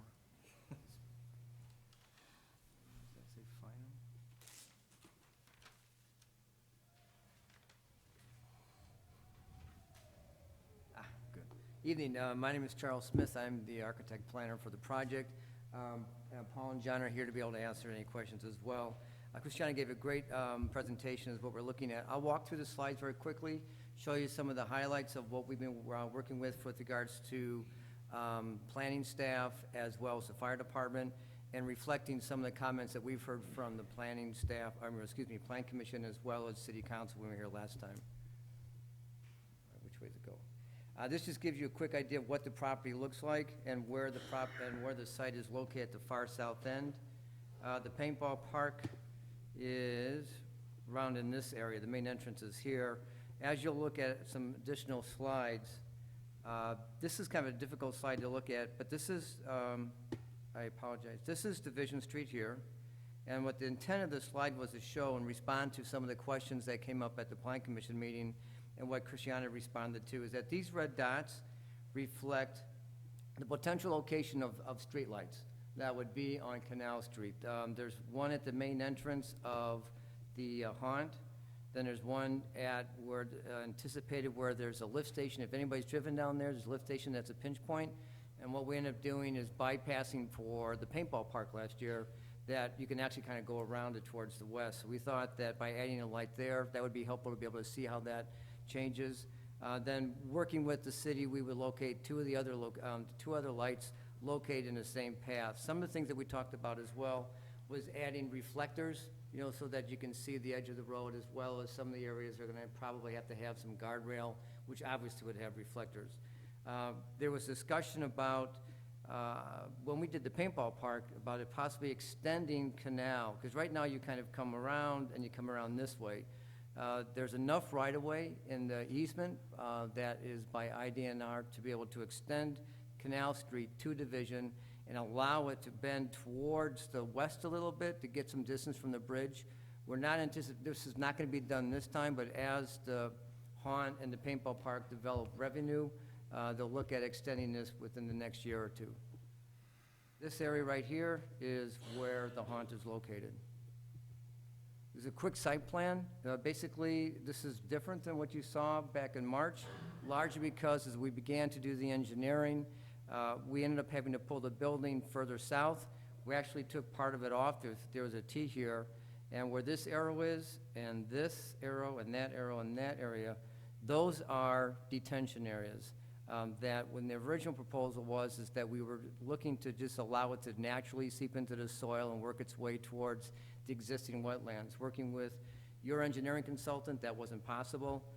That's what's taken some of the time of repositioning the building, and why you'll see things a little bit different from what you saw before. This area right here is the existing wetlands. We're not touching it. It ends up being a feature for us.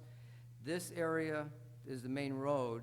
That's the existing path that is currently there.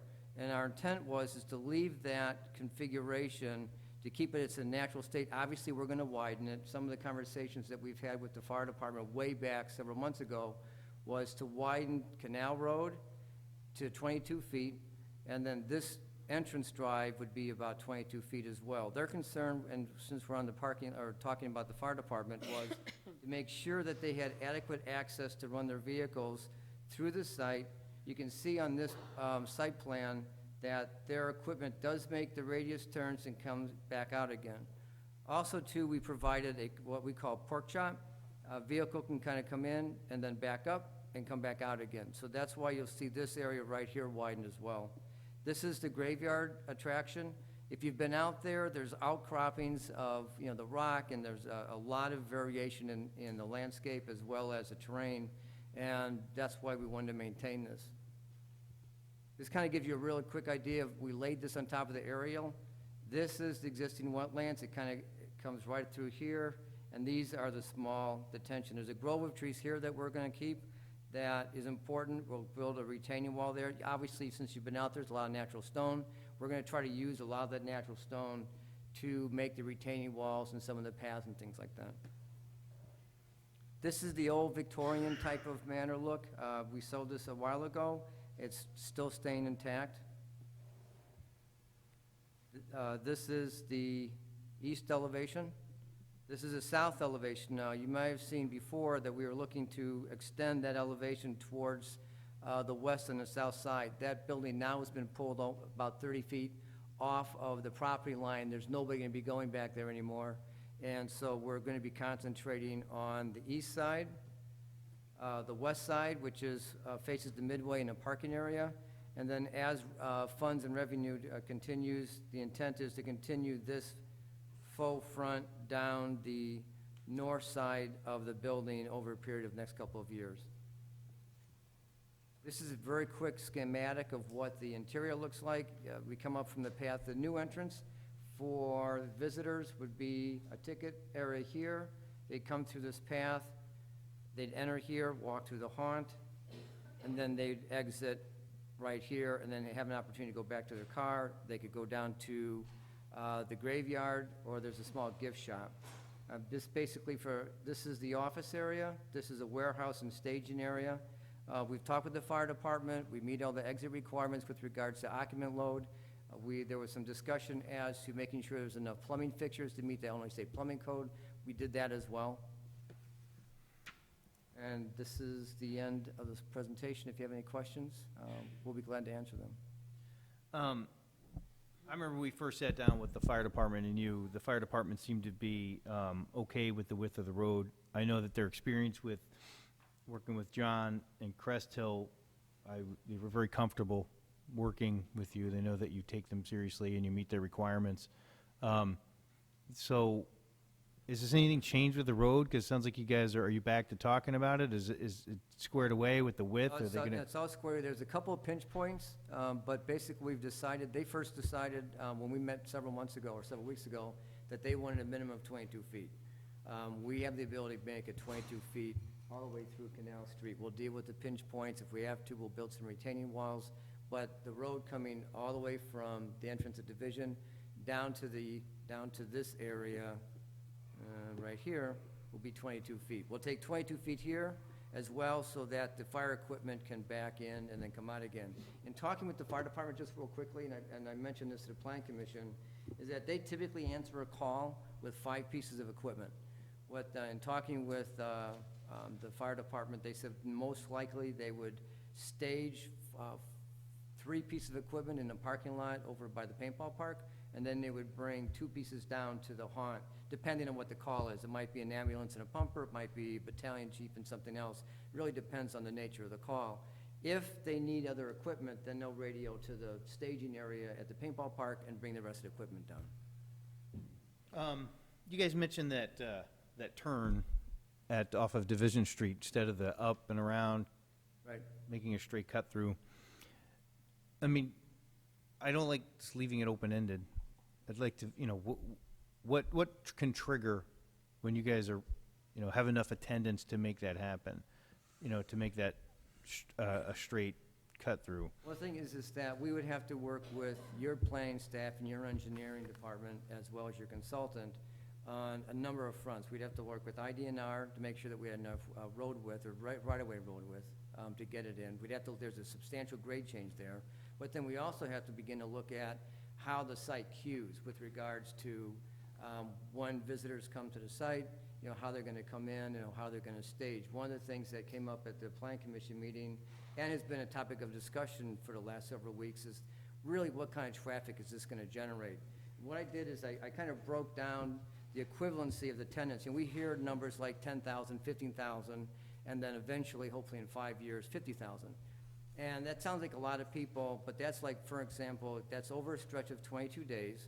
The haunts open about 5 hours a day. So what I want to try to do is kind of give a quick idea, and this is responding to, what you've asked about extending that road. Initially, the first couple of years, we're looking at 15,000 people over 22 days. That's 681 people per day. And then if it's open 5 hours a day, we're anticipating about 136 people, not cars, per hour. Now, we average between, you figure there's gonna be 2.5 to 3.5 people in a car. I mean, you're not gonna have 160 people just drive them by themselves. You're gonna have families, you know, and friends going. So the thing is if you take an average of 3 people that's gonna be in a car, you're gonna have about 35 to 40 cars an hour. You know, that's really not a lot. You know, and so when we end up going to 50,000 in about 5 years, basically that will break down to about, where's my numbers here?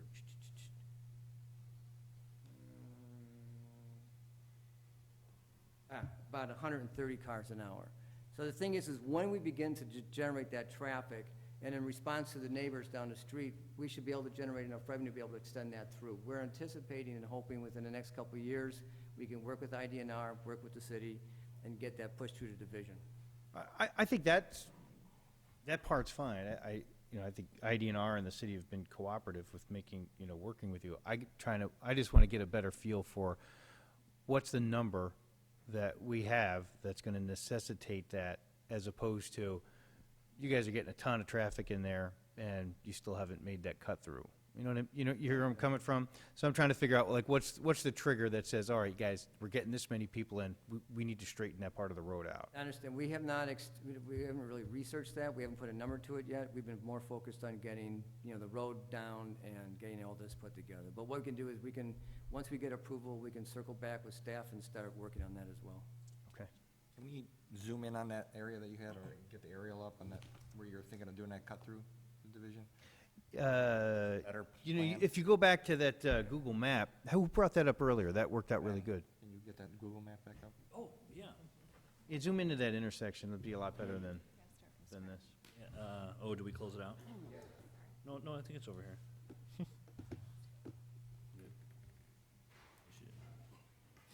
Dog.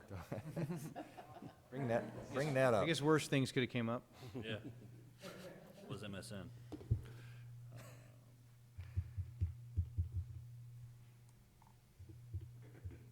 Everybody will know how to do this at home.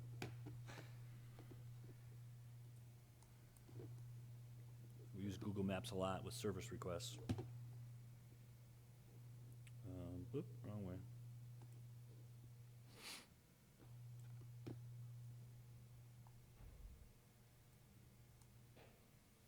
Too far. It's too far, yeah, Yeah, there go we up. go. A little higher. There it is. Maybe go out a little bit.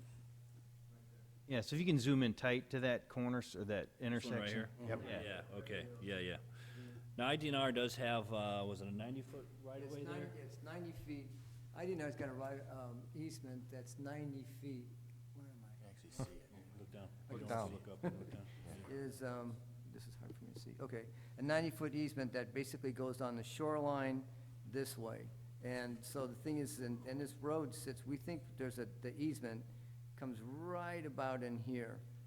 So where our thought was is that if we can, and we have to do some elevation studies, to be able to bend this and enter into division on a perpendicular, there may need to be some acquisition of some property, in this area right here, to be able to do that. So this is, we started talking about this when we were doing the paintball park. So it's always been in the back burner trying to figure this out. The issue at hand is going to be is how far we can swing this way to make sure that there's enough room coming over the bridge, making that Q, and then turning south. And what kind of signage, so people aren't passing that first left turn and driving into Like Public coming this Works or way? the neighborhood over there? We'll start, one of the things is that we actually know that we have to sign this better, so we'll be working with city staff as to locating signs, developing the signage, from a size standpoint, directionally on the west side of the bridge and potentially on the east side of the bridge, and obviously as we begin to go south on Canal Street, because you'll have the haunt as well as the paintball park. I believe the petitioners have also agreed to hire some Lockport Police Department and/or EMA signage where you get the big orange signs with the flashing amber, make your next left to this, just like we would any other special event for a period of time. And there was discussion as well as having personnel at the times of a haunt during season to be able to direct traffic, obviously on the west side and potentially the east side of the bridge. Okay. Could I just ask something, please? So this is great, because the sign issue, I wanted to ask about that, how are people gonna know that this park exists, you know, with this, the haunt house, you know, haunting house and all that? But here's my question. What do you do to let everyone know that in fact this is an up-and-coming attraction? What is in place for this, for the advertising, so people will know? Because this is a great opportunity to attract, obviously, people not only in Lockport to shop, eat, and all that, you know, after going to an entertainment park like this. Sure. Just on my side, when it comes to marketing, I teach marketing around the country to haunted houses and special events.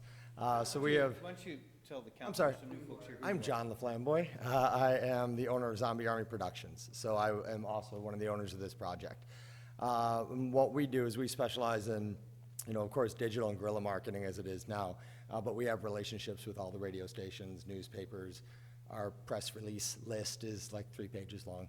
And we've been developing this for the 16 years we've been doing haunted houses professionally in the Chicagoland area. You know, there's been a lot of mention of the haunted house we've done over in Crest Hill, but we're also the owners of the haunted house at Navy Pier. We produce haunted houses in Frankfurt, Carroll Stream, Bolingbrook. We seem to produce haunted houses all over the place. So we would be using a lot of that experience to make sure everyone knows about this project. That's great. John, those other ones, aside from Crest Hill, are the other ones temporary, or are they permanent structures? They were temporary. Okay. Yeah, like golf domes was kind of the rage back in the early 2000s. Everyone was building a golf dome, and so we were contracted to put haunted houses in golf domes for a while. Okay. Just to Paul Season, obviously with Legacy. Just to go back to the signage as well, as the mayor knows, I also own Legacy 3D. We make all our own signage. We have about a 15-foot wide sign that we have right at the entrance of Legacy Paintball and Airsoft Park. The only reason we had not done signage previously was because of the bridge construction that was occurring. So we hadn't invested in a sign. If you guys are familiar with going down to Division, they basically staged all their equipment in front of the small brown signs we have now. So obviously we want to advertise that location, and we do plan on putting some signs both for the Haunt and for Legacy Paintball Park right there at Division and Canal. Very good. Do you have the ability to do that? I mean, is there, I mean, is it like you're sticking it in some guy's front yard, or do you have the opportunity to actually put a decent sign in there? Well, so we do have, Legacy Paintball does have a license agreement with Illinois Department of Natural Resources, so we do have control on that 90-foot easement up from Canal, going all the way up to Division Street. So just off Division there, we actually have the license for that property. Oh, that's good, so you could put it right there. Okay, all right, Yep. good. Okay. Are we talking about the road tonight, or? Oh, yeah, we're talking about everything, but we won't vote on the road tonight. Okay. The number was thrown out, $125,000 for the road. I understand it's a chip and seal.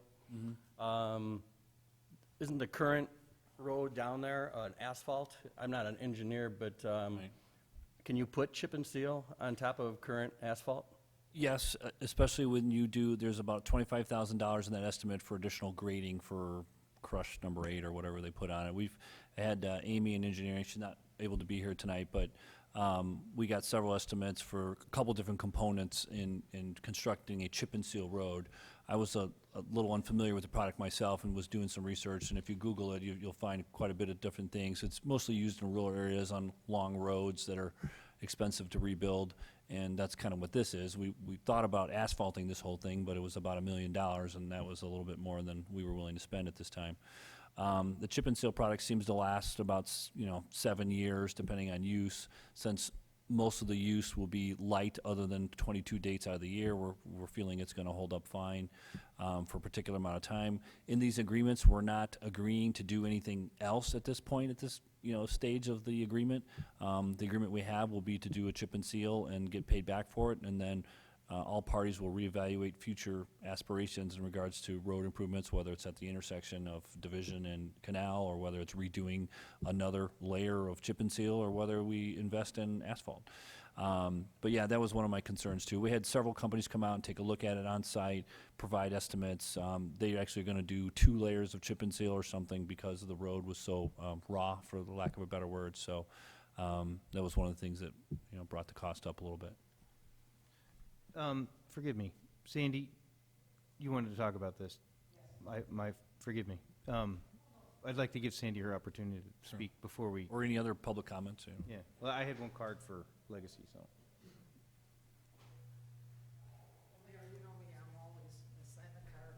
Here she comes. Brace yourselves. Yes. We love you, Sandy.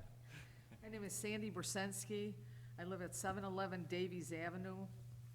It's the west side. If not many of you are familiar with where the west side is, the west side is just a small neighborhood right underneath the 9th Street Bridge. I'm coming here tonight to look for assurances that this development will not cause any type of flooding issues to the west side. I don't know if many of you are aware of a flood that occurred in 1996. And everybody's probably looking at me and saying, well, how could this contribute to a flood on the west side? Well, I'm looking at buildings, and I'm hearing elevations, land, road grading. Are there any berms, retaining walls? Anything that's gonna change the topography over there, because that whole area, I'm glad to hear that retention and detention ponds were put in place. But the whole area down there is basically, I believe, a wetland area. In the 96 flood, that canal, because it's so low there, all overflows. If you start putting in buildings and change everything down there, where a lot of that water is gonna start backing up, it's gonna cause a big, big problem on the west side. I don't know if you've looked into that, but I'm looking for assurances that none of this is gonna impact. I don't know what the elevation, if they're putting this building on stilts, what's going on, how they're grading the roads, any of that. The second thing, I only have a couple, I wanna make a couple more comments. The second thing I wanna go into is the traffic. I've got a copy of the staff analysis and findings of fact. It says here, special use standards, a special use permit shall be granted only if evidence is presented to establish the following. The proposed building or use will not have a substantial adverse effect upon the adjacent property, the character of the neighborhood, traffic conditions. And then underneath, you state, the haunted house and grounds will not adversely affect the adjacent property nor the character of the neighborhood. However, it can be anticipated that there will be an increase in traffic along the access road during the Halloween season and whenever there will be activities. Well, you say this, but you don't identify there's gonna be a problem, but what is the solution to the problem? And who's gonna take care of when you've got cars going every which way, and as far as the police? And who's gonna be paying for all of this? That's a second one, a second concern of mine. I have a number of concerns, but, and by no means am I trying to knock this down. I think I've talked to many, many people, and many people are excited about this. But living on the west side, I've lived in Lockport all my life. I've lived on the west side for close to 41 years. I think we're all concerned about the effects that could possibly happen. The next thing I wanted to talk about was the zoning. I found it interesting in the previous zoning case with the industrial that it stated you can't wave a magic wand, and I understand that with zoning. But I just don't understand, this property that you're planning on putting this in is zoned as R1, which is single-family residential. This is a situation where, why wasn't this rezoned?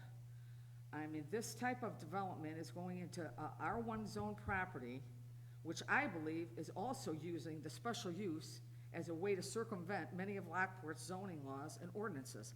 I understand, this type of property, it's very unique, very unique trying to get in there, but I just don't want a situation where putting something like this in there is gonna cause problems as far as myself.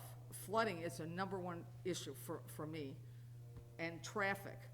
And and I understand Lockport wants businesses, wants something like this to come in, but I don't want this to be done at the expense of, you're basically using zoning as a way to allow something like this to come in. I mean, to come in here and say, okay, we're gonna allow this in residential, and then the previous development, you're telling the people, well, this zoning's been in place since 1990, there's nothing we can do.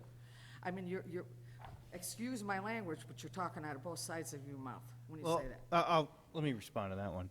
I mean, that's just because changing it to, say, for instance, up there by Tandem to retail, nobody's gonna put retail in there.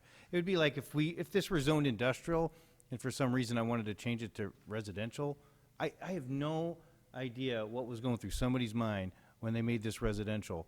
Because if you You've been back there. Yes, I have It's like a been back. slag pile. I mean, it's like a, Exactly, and that's my point with the Right. flooding issue. I mean, I'm looking at the information, but I'm not seeing any answers as far as topography, elevation. I mean, Yeah. they're putting in retaining walls, now we're doing grading with the road. well, and then the other aspect with the zoning too is like, investors bought the property up at, Tandem for substantial amounts of money, and to change it on them becomes lawsuit stuff. This is like the Wild West down there. And so that's where the zoning stuff, to me, with the residential, I don't even understand why it's Okay, do residential in the first you place. know, Mayor, why it was never rezoned? I mean, I think usually- because, you know why I think? I may be wrong, it's just my speculation, Sandy, because nobody ever thought anything would ever happen in this spot, like, for eternity. Usually when a developer comes in, don't they come in and the first thing they do, if it's residential, say, hey, I want to put this in, this is more of a commercial. And isn't this all Park District land? Yes. And then it's the other aspect, the Park District owns it on top of that, so, So the Park District's the partner for this, correct? oh yeah, they're definitely for it, so. I guess what I'm looking for, I mean, as far as the traffic, I mean, the zoning, maybe I'm nitpicking on the zoning a Yeah. little bit. For me, the zoning is like, anything going in there is like, Well, here's the God. thing, people So- don't realize the power in a city is the zoning. I mean, the zoning is everything. And zoning is always, I started out coming to yeah. meetings. I over just 20 have, years ago I with have no zoning. idea why it was ever residential in the first place. Yeah, Other than that, it was like, just put something on it. Right, Um, I Now, think- look, the traffic and the flooding, I think those are Major legitimate. flooding is a major Yeah. concern for me. I'm not an engineer, Amy could look into that. I don't see how flooding will be an issue, but we will look into it. Traffic is the big concern I have. Because I've been coming to previous mayors and talking about, because really, basically, nothing has been done since, very little has been done since the 96 flood. And there's certain things I brought up that can be done to alleviate in big rainstorms, and nobody wants to listen. Well, Sandy, all that stuff, now you're getting into a whole other piece of property. We're Right. working with Chevron with the Weir Dam and all those kinds of things. Yeah, but it's not even up where, it's not even that, Stephen, there's other things going on. But I just want to make sure that whatever you're doing down there, and I have not been down there in a while, I know what does happen when there's a heavy amount of rain. Okay. And I know if you start changing gradings or elevations, or I don't know what else you're doing.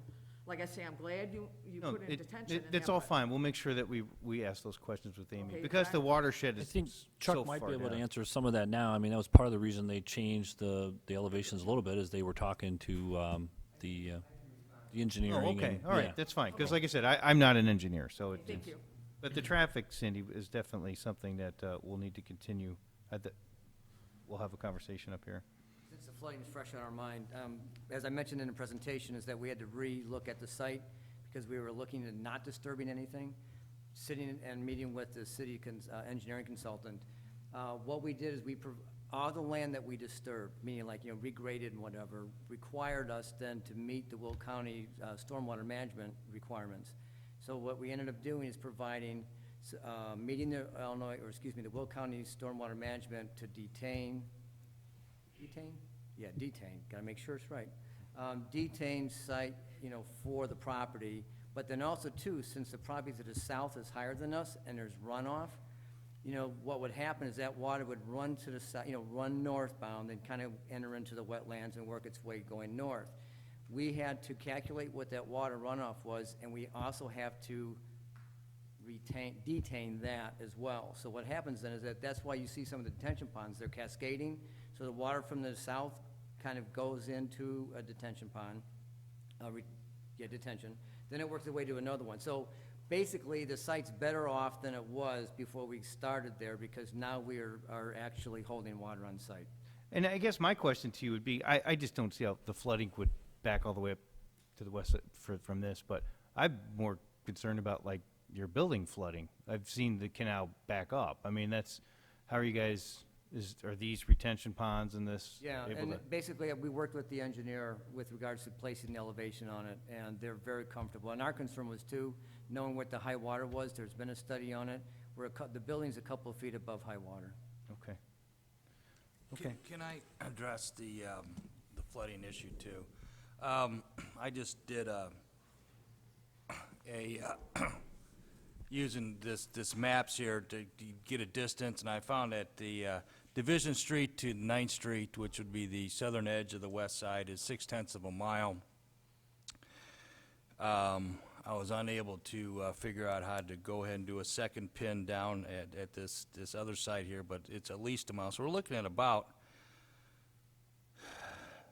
2 miles with an elevation that we have, if we go back and look at the locks, we have 2 locks in the I&M Canal, and so the water drops substantially, the elevation drops substantially.